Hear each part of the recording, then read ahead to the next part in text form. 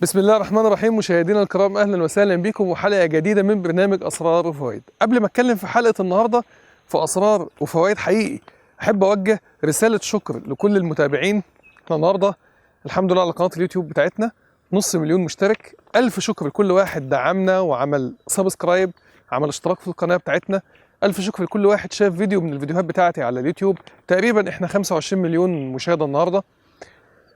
بنتكلم في 1.5 مليون كمان متابع على الفيسبوك. ألف شكر ليكم جميعا. أتمنى أن أنا أكون دايما عند حسن ظنكم، ودايما أعمل محتوى يكون هادف، يكون مفيد ليكم، ليك، لأطفالك، لمراتك، لأمك، لأبوك، لكل العيلة إن شاء الله. حلقة النهاردة حلقة مهمة جدا بمناسبة النص مليون مشترك على اليوتيوب. هنتكلم عن 11 أهم مرض وعلاجهم بالصيدلية المنزلية. النباتات الطبية البسيطة اللي موجودة في المطبخ، ازاي اللي احنا نقدر نطوعها لعلاج الأمراض الكبيرة اللي بتكون عندنا بعلاجات بسيطة خالص خالص. لازم تبقى عارف حاجة مهمة جدا، كل العالم دلوقتي بيتجه للنباتات الطبية. الصين، أمريكا، أوروبا. أنا عايش في أوروبا وأنا بقول لك هنا النباتات الطبية بحر كبير ومهمة جدا، وكل الناس بتسعى عليها.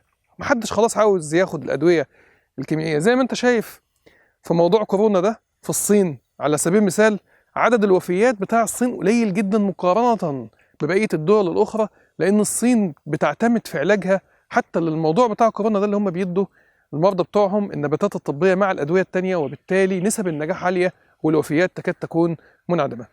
كل سنة وانتم طيبين بالعيد، عيد سعيد إن شاء الله. إن شاء الله العيد اللي جاي إن شاء الله وإحنا 5 مليون بإذن الله تعالى، وإن شاء الله العيد اللي جاي بدون كورونا بإذن الله تعالى، وإن شاء الله تكونوا دايما بصحة وعافية. يلا بينا هنبتدي نتكلم عن الأمراض وعلاجاتها بالصيدلية المنزلية البسيطة. أول مرض هنتكلم عنه هو السمنة طبعا. يعني ليه بقى أنا اخترت السمنة في الأول؟ القعدة في البيت بسبب الكورونا وستي ات هوم والحجر اللي احنا موجودين فيه. طبعا الناس قاعدة في البيت بتاكل، تتفرج على التلفزيون، ما تعملش حركة، فبالتالي كلنا هنبظ بعد العيد كله. بعد العيد هيدور ازاي اللي هو يخس. لذلك هنبتدي بموضوع السمنه. ايه من الصيدليه الطبيعيه، ايه من النباتات الطبيه، ايه اللي موجود عندي في البيت في المطبخ بتاعي خلص لي موضوع السمنه ده، خلصني خالص من القصه دي وانتهي تماما من السمنه، وما يحصلش عندي زياده وزن او احافظ على وزني ازاي باستخدام النباتات الطبيه اللي موجوده في الصيدليه المنزليه. رقم واحد طبعا الكمون. فاكرين في الحلقه بتاعت الكمون اتكلمنا عن ان الكمون زيه في الفاعليه بالظبط زي الاورليستات او الاورلي او كل المستحضرات التانيه دي، مع فرق صغير ان ملوش اعراض جانبيه زي الاورليستات. الاورليستات بيعمل مشاكل في الكبد. يبقى رقم واحد الكمون. رقم اتنين البصل. قلنا ان البصل من النباتات الطبيه المهمه جدا اللي بتنظف الكبد وبتقوي المناعه، وكمان بتساعدك ان انت تخس. عاوزين 60 جرام بصل في اليوم على الاقل. رقم 3 خلي التفاح. لو تفتكر انه بينزل انسولين، الهرمون اللي بيزود الوزن. احنا اتفقنا الهرمونات اللي بتزود الوزن 3 لو تفتكروا: الانسولين، هرمون الكورتيزول، كمان هرمون الاستروجين بيزود الست من تحت. رقم 4 الحلبة مع الشمر. مشروب الحلبة مع الشمر مع بعض، قلنا الاتنين دول بيسدوا الشهية. اتكلمنا عنهم في الحلقة بتاعة الشمر، واتكلمنا عنهم في الحلقة بتاعة الحلبة. قلنا ان احنا نشرب الحلبة والشمر مع بعض بانتظام. ولو تفتكروا انا كنت قلت الدراسة دي اتعملت فين؟ اتعملت في كوريا. رقم 5 القرنفل. مهم جدا جدا جدا في اللي انت تقدر اللي انت تتحكم في الشهية. كمان مهم جدا جدا جدا اللي انت تظبط هرموناتك الذكورية. هنتكلم عنه في الهرمونات الذكورية. رقم 6 بذور الكتان. فاكرين اتكلمنا في حلقة بذور الكتان، قلنا ان بذور الكتان مهمة خالص كمحتوى الالياف اللي فيها عالي جدا، مناسبة للكيتو بالمناسبة، مناسبة جدا لكل الستات ولكل الرجالة، لانها بتحافظ على الهرمونات بتاعتك تكون في المعدل الطبيعي، وكمان بتحافظ على ان الراجل ما يحصلوش زيادة في هرمون الاستروجين. الشاي الاخضر مهم جدا جدا جدا. طبعا في نباتات طبيه متخصصه اكتر وانظمه طبيه متخصصه اكتر، ولكن انا جايب لك الحاجات البسيطه. يعني احنا عندنا القهوه الخضراء، الجارسينيا، النباتات الطبيه الثانيه، بعض الفطريات زي فطر الشتيك. الوقت دي نباتات طبيه متخصصه، احنا بنتكلم على الحاجات البسيطه اللي موجوده في كل بيت. يبقى اول حاجه السمنه، احنا قلنا النباتات الطبيه بتاعتها لازم تكتب معايا، الحلقه دي مهمه جدا جدا جدا لكل الناس. رقم 2 الخشونه، اللي عنده سمنه دايما بسبب السمنه بيكون عرضه لايه؟ لخشونه المفاصل. بعد سن ال50 سواء ستات او رجاله كل الناس بيكونوا عرضه لخشونه المفاصل. طب انا اقدر اعالج خشونه المفاصل بالنباتات الطبيه؟ طبعا الملك هو الكركمين. بعد الكركمين ايه تاني؟ ايه يا دكتور احمد؟ من الصيدليه المنزليه اللي موجوده عندي في البيت في المطبخ، اقوم اعمله يعالج لي الخشونه ويساعد في علاج الخشونه ويوقف لي الم الخشونه. اكتب معايا رقم 1 اتكلمنا عن اللبان الذكر، لو تفتكروا قلنا اللبان الذكر منشور عنه دراسات كتيره جدا مضاد للالتهاب، وقلنا قوي جدا في علاج الخشونه. رقم 2 فاكرين الوصفه بتاعت الكرنب؟ احنا قلنا هنجيب الكرنب ونقطعه ونحطه خارجيا اقوى من الفولترين في الدراسه اللي اتعملت عنه، لو تفتكروا قلنا الدراسه اتعملت فين؟ في استراليا. رقم 3 الرمان، قلنا الرمان مش بس بيعالج الخشونه، ده كمان بيقوي العضلات، واحنا عاوزين العضلات تكون قويه والاربطه بتاعت رجلي تكون قويه والاوتار بتاعت رجلي تكون قويه، مش بس يكون الغضروف قوي، لا انا عاوز غضروف، عظمه، اربطه، عضلات، كل ده يكون قوي. الرمان يساعدك ان عضلاتك تكون قويه جدا. رقم 4 القرفه، قلنا القرفه من النباتات الطبيه الجميله اللي بتحسن في الخشونه وبتقلل كمان من الالم. رقم 5 الحلبه، قاتله للالم، لو انا عندي الم الوقت وما اعمل كوبايه حلبه واشربها الالم هيروح كاني خدت مسكن. رقم 6 الشاي الاخضر، مش بس هيعالج لي الخشونه كمان هيعالج لي السمنه، اربط بقى الكلام ببعضه. رقم 7 السمسم، محتواه العالي من الكالسيوم وكمان منشور عنه دراسات اللي الزيت بتاعه بيعالج كمان الخشونه وبيوقف الالتهابات. التفاح، فاكرين لما قلنا ان التفاح القشر بتاعه في علاج الخشونه اهم من التفاح ذات نفسه. قشر البيض قلنا عشان الكالسيوم اللي موجود في قشر البيض مهم جدا جدا للمرضى عندهم مشاكل في الاعصاب، العضلات، وكمان في العظم. حب الرشاد، الملك بتاع الهشاشه والملك بتاع العظم والملك بتاع الخشونه، اي حد عنده خشونه لازم يستخدم حب الرشاد مع اللبن، قلناه وشرحناه بالتفصيل في الحلقه بتاعت حب الرشاد. رقم 3 الموضوع اللي بيعاني منه ناس كتيره جدا، كله يعتبر عنده مشاكل في المعده بسبب اللي كلنا بناكل بره. وبناكل بره ده يا جماعه دايما بقول للمرضى بتوعي، بناكل بره مش شرط ان انا اروح اكل في المطعم، ما انا بجيب المطعم بتاعي في البيت، بجيب العيش من بره، الطعميه من بره، الفول من بره، الفراخ من بره، اللحمه من بره، الجبنه من بره، كله بتجيبه من بره. فانا باكل بره دي مش لازم ان انا اروح اقعد بره، لا ممكن اجيب الاكل البراني واكله في البيت. الاكل ده في بعض الاحيان بيكون ملوث بالميكروب الحلزوني او جرثومه المعده اللي بتعمل لنا قرحه في المعده، بتعمل التهابات في القولون وتعمل امراض كتيره جدا زي ما شرحنا في الحلقه بتاعه قرحه المعده والحلقه بتاعه اللي هي جرثومه المعده. طيب ايه من الصيدليه المنزليه اللي عندي بيعالج جرثومه المعده؟ التفاح، الاكل المهم جدا لمرضى المعده، لازم لو انا عندي مشكله في المعده او عنده جرثومه معده لازم اكل تفاح. الزعتر بيطهر، قلنا فيه ماده فعاله اسمها الثايمول لو تفتكروا، بتطهر اقوى من الفينيك 10 اضعاف. المستكه مهمه جدا، فعاله جدا، منشور عنها دراسات كتيره جدا في علاج جرثومه المعده. طبعا مع الزبادي لو تفتكروا، دايما انا بشرح الموضوع ده، بعمل ان شاء الله حلقه في اسرار وفوائد عن المستكه بالتفصيل، وهنشرح الكلام ده بالتفصيل ان شاء الله جايه ان شاء الله في الحلقات، استنوها يعني. الريحان مهمه جدا جدا لتهدئه المعده كمان للمرضى اللي عندهم توتر عصبي، هتساعدهم في علاج كمان التوتر العصبي والمشاكل بتاعه المعده المرتبطه بالتوتر العصبي. القرنفل، قلنا ما تشربش الشيء ابدا الا مع القرنفل. العرقسوس بيبني المعده وبيوقف الالتهابات وبيبني جدار المعده من اول وجديد وبيخلي المعده قويه جدا. الكرنب بيبني المعده والقولون وبيبني كل حاجه، مهم جدا جدا جدا لاي حد عنده مشكله في المعده، العرقسوس والكرنب دول الاساس. ايه تاني؟ رقم 4 النقرس، لو انا عندي نقرس زياده في اليوريك اسيد على فتره طويله عمل لي التهابات في المفاصل بتاعتي، الالتهابات في المفاصل بتاعت رجلي، التهابات كمان في الشرايين. لو تفتكروا قلنا النقرس خطورته ابعد بكتير خالص من قصه التهاب مفاصل او اللي هو يعمل حصوه على الكليتين. انت ما بيكون عندك نقرس اكتر طبيب انت بتزوره هو طبيب العظام وكمان طبيب المسالك البوليه، لكن للاسف الشديد في تخصص ثالث النقرس ممكن يعمل لك معاه مشاكل انت ما تعرفش عنه حاجه، اللي هو الطبيب القلبي والاوعيه الدمويه. فلو انت عندك نقرس لازم تخلي بالك، لو اليوريك اسيد حتى علا فوق ال6 او حتى فوق ال7 لازم ان انت تحافظ على نزوله بالنباتات الطبيه. طبعا في فرق كبير بين ارتفاع اليوريك اسيد في الدم والاصابه بالنقرس، وانا هبقى اشرح الكلام ده في حلقه منفصله عن النقرس بالتفصيل، ايه الفرق ما بين الاثنين وامتى نقول ان احنا عندنا نقرس. الكلام ده بيجي وقته في الحلقات، بس احنا بنقول معلومات ايه على السريع. رقم واحد الكرفس، ده المكنسه بتاع الكلى، المكنسه بتاع علاج النقرس.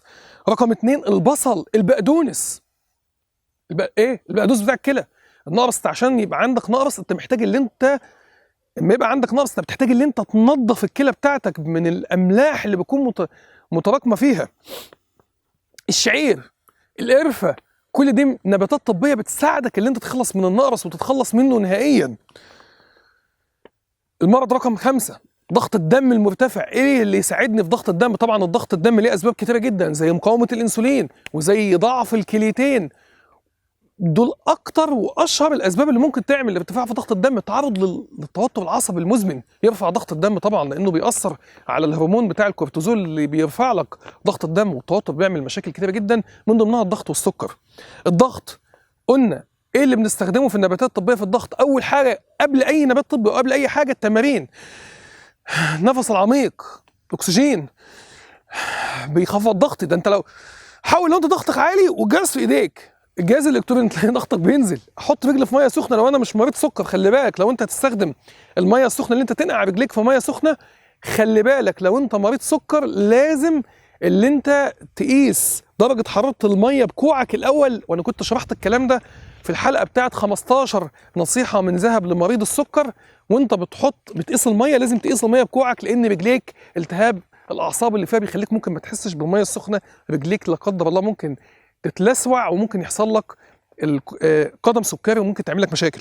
فلو انت تحط رجلك في ميه سخنه عشان الضغط، لازم اللي انت لو انت مريض سكر تقيسها بايه؟ بكوعك.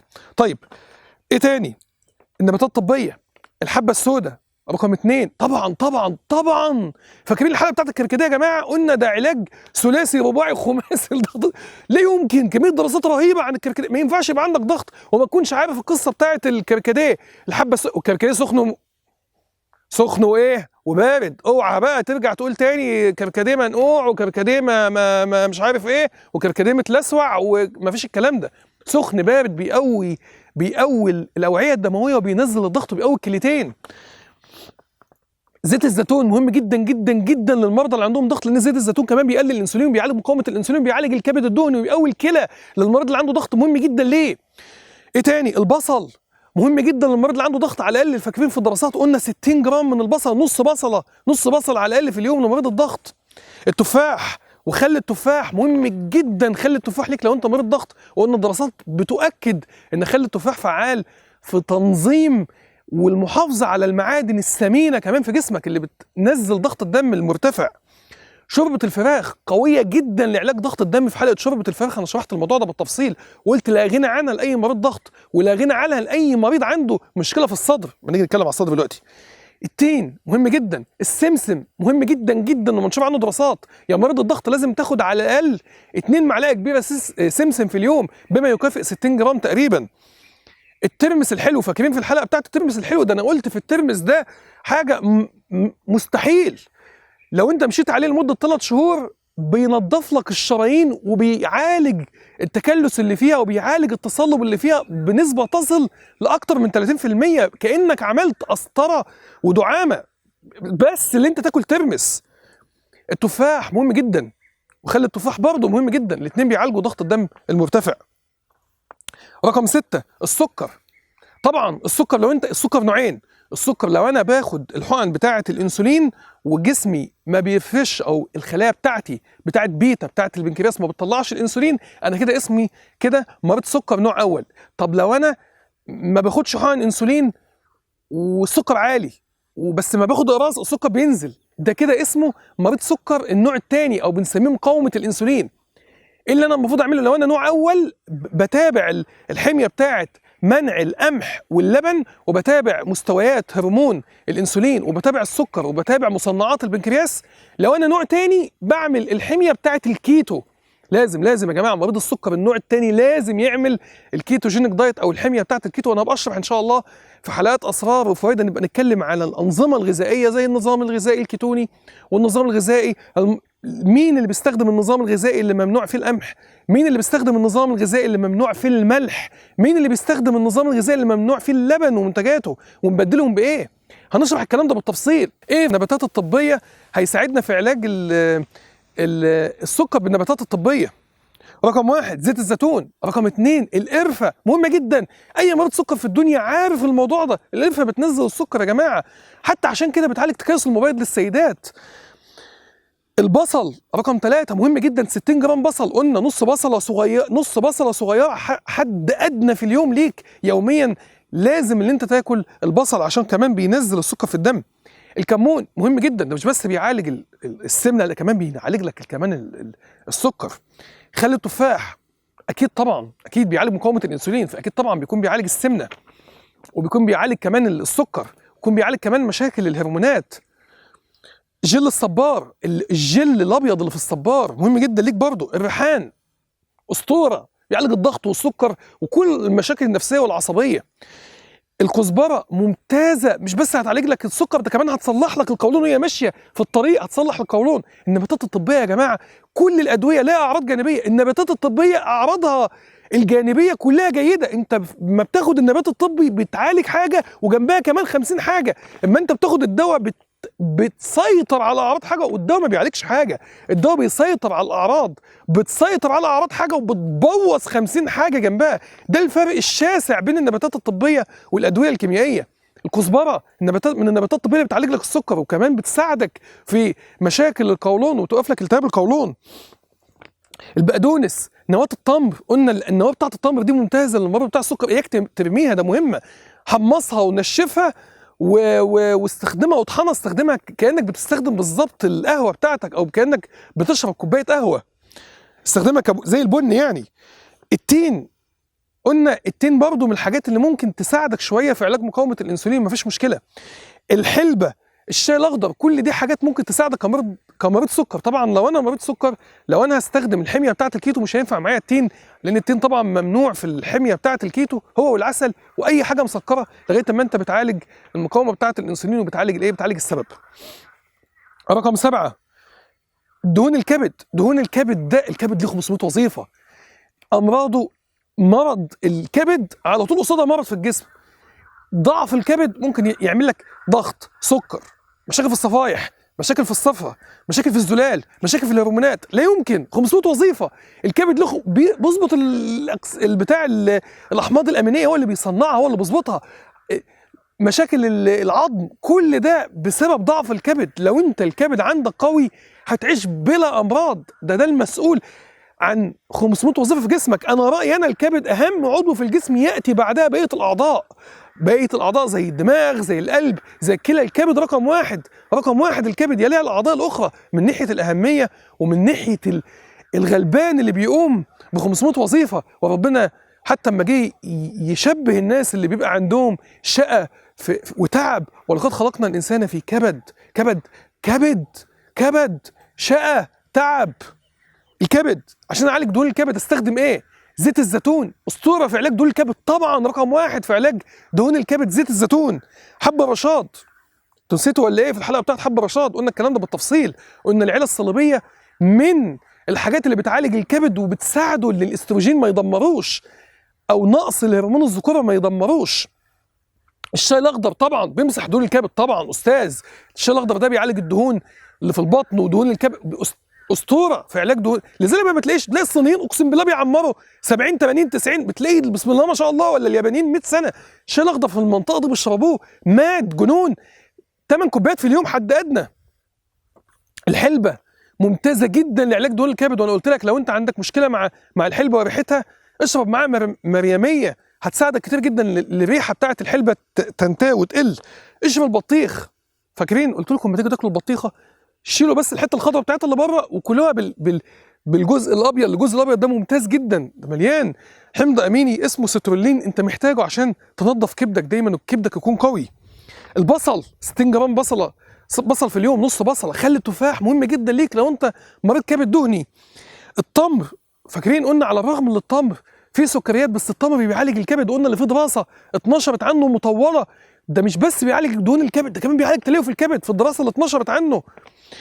الرمان، اليانسون صديق الكبد، اليانسون ده صديق الكبد، صديق المرأة، صديق الرئة، وبرضه صديق الرجل بس على الحنين، يعني كوباية كده في الأسبوع، ما تزودش عن كده، كوبايتين 3 بس ما يزيدوش عن 3 في الأسبوع كله، عشان بقية الأسبوع احنا محتاجين إيه؟ قدرتك الجنسية تكون عالية، لأن اليانسون فيه مادة فعالة، المادة الفعالة دي ممكن تقلل شوية هرمونات الذكورة بتاعتك. بس انت لو خدته بكميات بسيطه ومحدوده مفيش قلق ان شاء الله، ما يعملش مشاكل. العرقسوس، بذور الكتان، العرقسوس طبعا طول عمره صديق الكبد. بذور الكتان، الكركديه من النباتات الطبيه برضه اللي بتحسن من الكبد، وعشان كده بتنزل الضغط لانها بتعالج مقاومه الانسولين. طبعا هو الدواء رقم 1 بتاع الكبد طبعا الكركمين، ده صديق الكبد الصدوق يعني. رقم 8 مشاكل الكليتين، انا لو عندي هصوع الكليتين، انا لو عندي ضغط، عندي سكر، عندي ذئبه،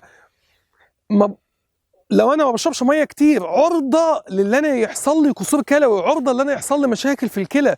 طب اول كلمه بتتقال في علاج مشاكل الكلى ايه؟ رقم 1 4 لتر ميه في اليوم. ده اهم حاجه، اهم دواء للكلى قبل اي دواء، قبل اي شيء كيماوي طبيعي، قبل اي شيء الميه. شرب الميه لازم تشرب لو انت مريض كلى 4 لتر على الاقل في اليوم طبقا للدراسات اللي اتنشرت في الايام اللي فاتت دي. طيب ايه تاني غير الميه يا دكتور احمد؟ بذور الكتان هتساعدك جدا، لان بذور الكتان قلنا منشور عنها دراسات اللي هي بتتفرفت في القولون مع البكتيريا اللي هي الحميده لمواد فعاله بتقوي الكليتين جدا. الصمغ العربي طبعا ده نبات السودان رقم 1، ونبات طبعا الكلى رقم 1. بيكربونات الصوديوم طبعا مفيش دكتور في الكلى في الدنيا الا لازم يكتب ملح بيكربونات الصوديوم للمريض اللي عنده ضعف في الكلى وكسور في الكلى. وانا قلت لكم اللي انا عايش بره وشفت حاجه مهمه جدا، الميه الفواره. لازم الناس بتحب تشرب الميه الفواره، عشان الميه الفواره كمان بتقوي الكبد وبتقوي الكلى جدا وبتقوي الجهاز الهضمي جدا.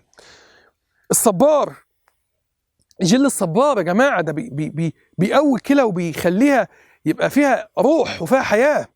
البقدونس، الشعير طبعا البقدونس لانه بيدير البول، والشعير كذلك بيخليك لما انت تشرب الشعير تنظف الكليتين. كل دي حاجات بتنظف الكلى. الخله البلدي بتوسع الشرايين اللي بتغذي الكليتين، وبتخلي كمان الحوالب تبقى واسعه وتنزل الاملاح والحصاوي والحاجات اللي بتتعب الكليتين وبتعمل فيها التهابات مزمنه وتخلي وظائفها اقل وبتخليها ضعيفه. انويه التمر، اليانسون جميل، الكلى بتحب اليانسون، بيدر بولها وبيقويها جدا. السمسم، الكلى بتحب السمسم، القرنفل، الشمر، كل دي حاجات مهمه جدا جدا جدا لصحه الكليتين. انا الشمر قلت لكم وانا في حلقه الشمر قلت لكم ان الشمر ده السر اللي انا اتخصصت في النباتات الطبيه، لان عالجت بيه بنت صغيره في اول حياتي ما كانتش بتتعالج خالص باستخدام الادويه الكيميائيه. كل ما تاخد دواء كيماوي ما بينزلش الصديد في البول، لغايه ما خدت الشمر في 3-4 ايام كان الموضوع انتهى وخلص. ومن يومها وانا حبيت النباتات الطبيه وبقى بيني وبينها عشق. رقم 9 لو انا عندي حساسيه على الصدر، لو انا مدخن، ازاي اللي انا اقوي صدري؟ حبه السوداء، العسل، العرقسوس، كل دي حاجات بتساعدك جدا ان صدرك يكون قوي جدا. العرقسوس فاكرين في الحلقه بتاعت العرقسوس قلنا في ماده فعاله اسمها سابونين، وقلنا اللي اسمها سابونين من الصابون لانها بتنظف الرئه بتاعتك من البلغم، بتخلي نفسك جميل وانت نفسك مش مكتوم، لان صدرك نظف من البلغم اللي فيه، غسل لك الرئتين زي ما بتغسل ايدك بالصابونه. العرقسوس فيه ماده فعاله اسمها صابونين بتغسل الرئه بتاعتك من البلغم والميكروبات اللي بتكون موجوده والقاذورات وبواقي التدخين وبواقي كمان بتاع العوادم بتاعه العربيات، وكل شيء بيأذي صدرك وبيأذي الرئه بتاعتك.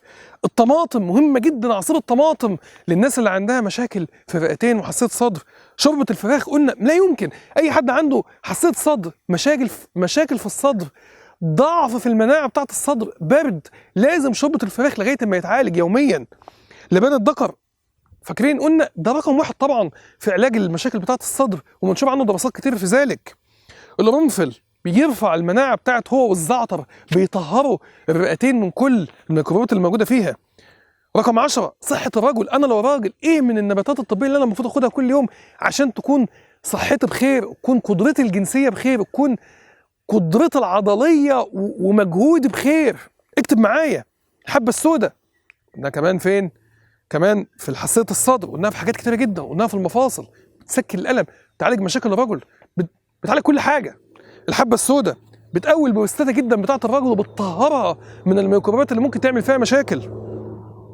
العسل لو تفتكروا قلنا العسل مهم جدا عشان خاطر هرمونات الذكورة. زيت الزيتون لا يمكن، لازم تاخد زيت زيتون. ليه؟ لأن زيت الزيتون بيمنع تأثير الصويا القاتل للراجل. الصويا اللي موجودة في اللحوم المصنعة والصويا اللي موجودة في الزيوت، في بعض الأحيان لما أنت بتاكل اللحوم المصنعة المواد دي بتزعل الراجل وبتعمل ضعف عند الرجل. زيت الزيتون بيمسح وبيشيل آثار الصويا نهائيا. اشرب البطيخ، خلي التفاح، اشرب بطيخ عشان السترولين لو تفتكروا، انه بيقوي ماده اسمها الارجينين اللي هي زي الفياجرا تعتبر. خلي التفاح بيرفع هرمون الذكوره وبيقويه. الترمس قلنا في ماده فعاله اسمها ارجينين او حمض امين اسمه ارجينين مهم جدا للرجل. الكزبره، المشي عشان خاطر الدوره الدمويه بتاعه الخصيه. القرنفل، الجرجير طبعا، الجرجير مهم جدا لصحه الرجل، وكان منشور عنه دراسه ان انت لو خدت الجرجير مع النباتات الطبيه اللي بتقوي القدره الجنسيه، الجرجير بيضاعف القدره. لو تفتكروا انا كنت نشرت الكلام ده. انت ممكن كمان تستخدم بعض النباتات الطبيه المتخصصه زي الهورن جوت ويت، زي الجينسين، كل دي حاجات برضه تساعدك جدا وتقويك جدا. صحه الانثى، لو انا ست ومحتاجه ان انا هرموناتي تكون قويه وهرموناته تكون سليمه وما يحصلش عندي اضطراب في الهرمونات اللي بيعمل امراض الاستروجين دومينانس او امراض سيطره الاستروجين القاتله، اعمل ايه؟ الحلبه، القرفه. القرفه دي صديق الانثى. القرفه ده اللي بيخلي الست تنزل الدوره لو هي محبوسه، لانه بينزل الانسولين فبيعالج الاضطراب الهرموني اللي بيكون بسبب ارتفاع الانسولين وبيعمل اضطراب في الهرمونات. زي بالظبط ما انت تروح لدكتور النساء ويكتب لك السيدوفاج. القرفه تساوي الفعاليه بتاعت السيدوفاج واقوى منه واحسن منه مليون مره. المريميه، اليانسون، كل دي نباتات طبيه هتقويكي وتقوي هرموناتك حتى لو بعد سن ال 45، بحيث ان انت ابدا ما يحصلش ليكي العجز ابدا بعد سن ال 45 وتكوني دايما بصحه وعافيه. الشمر، حب رشاد، فاكرين العيله الصليبيه كلها حب الرشاد والكرنب والقرنبيط والبروكلي، كل دول مهمين جدا للست بعد سن ال 45. دول اهم 11 مرض بيصيبونا، ودول اهم نباتات طبيه لازم تحافظ عليها لو انت عندك مرض من الامراض دي، لان لازم يكون غذائك دوائك لازم تتجه للنباتات الطبيه زي ما العالم كله اتجه ليها. يا رب تكون حلقه النهارده من اسرار وفوائد تكون عجبتكم، واحب اشكر صديقي العزيز كريم علي حقيقي على استضافته ليا في الحلقات بتاعته، واستضافته ليا وذكره ليا في الحلقات بتاعته. الف شكر يا دكتور كريم والله. وانت بتسعى وانا بسعى وكل واحد بيسعى من ناحيته. والله يا دكتور كريم هو دكتور شاطر جدا وبيحاول على قد ما يقدر برضه اللي هو يساعدكم على التغلب على امراضنا وامراضكم المزمنه سواء بالاغذيه او باستخدام النباتات الطبيه. هو رائد من رواد الطب الوظيفي في مصر والوطن العربي. يا رب تكون حلقه النهارده عجبتكم من اسرار وفوائد. حبيت اعمل حلقه مختلفه، الطبيعه الجميله اللي انا موجود فيها دي. اشوفك على خير، شكرا والى اللقاء.